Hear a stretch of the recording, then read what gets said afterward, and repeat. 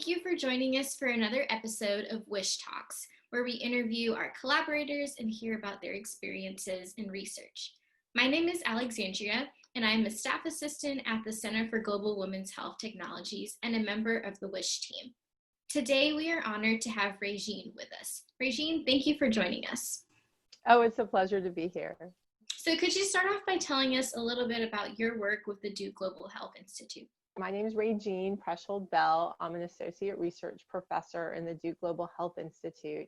And for a number of years, I've been able to partner with the Women's Global Health Technology Center to bring a psychological perspective, I'm a psychologist, for patient care, and also providers being willing to adopt the use of devices. As you might imagine, there's a big psychological and behavioral component to both of those. Great, thank you. So here in Durham, North Carolina, we have all been working from home and under a stay-at-home order for over 2 months now.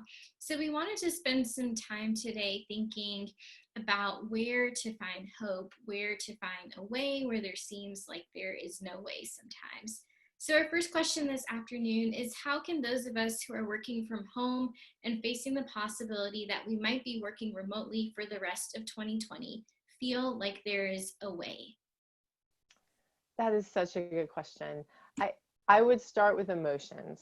So emotions are really important. They always are, now more than ever. And your emotions are influenced in part by your expectations. So when we first started learning about the virus, I think everyone, or I'll at least speak for myself, started to think, okay, maybe I have a month, 2 months, maybe, and this finish line keeps moving and moving forward, and that's really challenging to us, because as you try to manage your emotions, if you see the finish line as being close, then every time it gets moved, you're going to be frustrated or disappointed.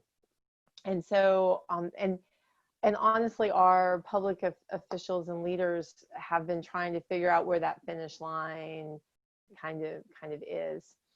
And so I would encourage, from an emotional perspective, I would encourage people to consider that finish line to be quite distant from now.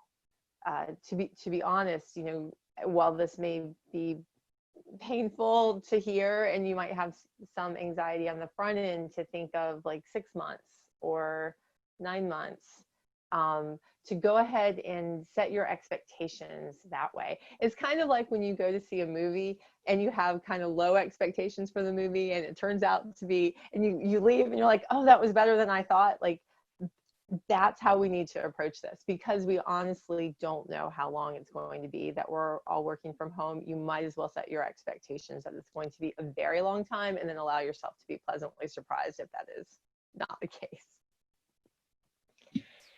Thank you. That's one thing. I also, you asked like how to feel like there's a way. What can sustain us in doing this for longer and longer. And so gratitude has been shown over and over again to help loosen up negative emotions that we otherwise feel. It kind of paves the way. It's got to be genuine. You can't pretend to be grateful for something you're not. But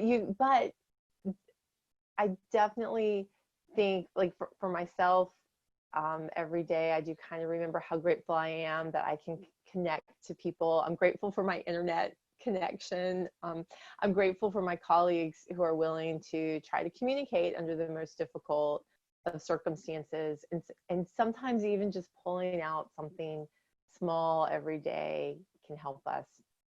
The other thing I would say is, like, go ahead and imagine, if you imagine you're going to do this for 6 more months, go ahead and imagine what it will take to sustain you doing this for 6 more months. Maybe you don't feel like you can be on Zoom 8 hours a day for 6 months. And so is there a way to go ahead and start building in, 2 hours in the middle of every day where you're not on Zoom, and build in the habits that will make it possible I, for one, have really been missing walking down the hall, seeing people picking up papers from the printer. I never thought I would miss that. Um, and so I also think building in time to walk during the day, like the great advantage I have now is that there's no reason why I can't go outside for a couple minutes. Well, thank you. So we'll go ahead and move on to our second question for you. And so, are there any strategies that you would suggest to help people identify their personal wills and ways? Let me first explain why I think having a will and a way is important. And so so you may have seen that that I created a video around hope. And I say I did that because within the first week of realizing things shutting down and some of the potential impact, I myself started to feel somewhat hopeless, and I became curious about like how do people maintain their hope, and it's by having a will and a way. And so what I mean by having a will is these are your values. This is what you're living for. And so a lot of times it's really obvious, like making the connection here to global health technologies.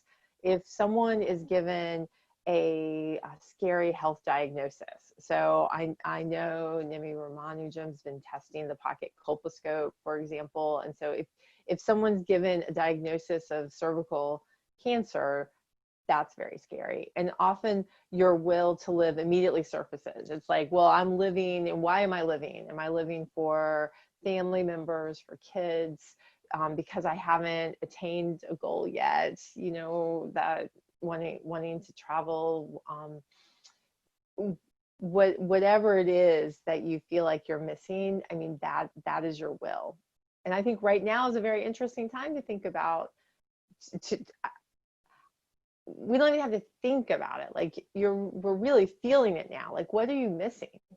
That is partly what your will is for, and it can surface. So that's the will part. And then the way to do it is, I think, is a very interesting time to try to figure out a way forward. So like usually if I have a problem, I can talk to other people who have been through it and have come out the other side. And they will have wise advice, and they could say, well, at first I felt this way, but I did such and such, and then I got better. So like, you know, like I can think about if a child, my daughter has attention deficit disorder, I can talk to other parents who have raised children with that, and they can tell me how it went long term. Well, right now with COVID-19, we don't have that. You know, most of us are all trying to make sense of this at the same time and finding approaches at the same time without the wisdom of being on the other side. And so what can we best do to look to the ways? And so one thing to do is look to history. Like and so that's what I started to do with that video. And what I found is, you know, humans have been living with epidemics and pandemics forever. It's just my life that I haven't had to do that. And so humans have changed their own behaviors, and the idea of quarantining and self-quarantining is age old, and people have often done that, but they've also often found other ways to still be together. So so for example, in 1666, during the plague in England, there was a town called Eyam, Eyam, I don't know if I'm pronouncing that right, where the residents there, they got a couple of plague cases, and they decided to quarantine their whole village so that they wouldn't spread the plague.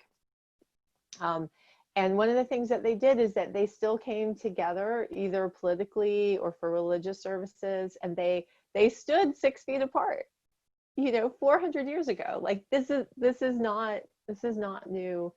And I think for me, it's very hopeful to realize that humans have handled this before, and come through it. And there are strategies, and we can adopt those now.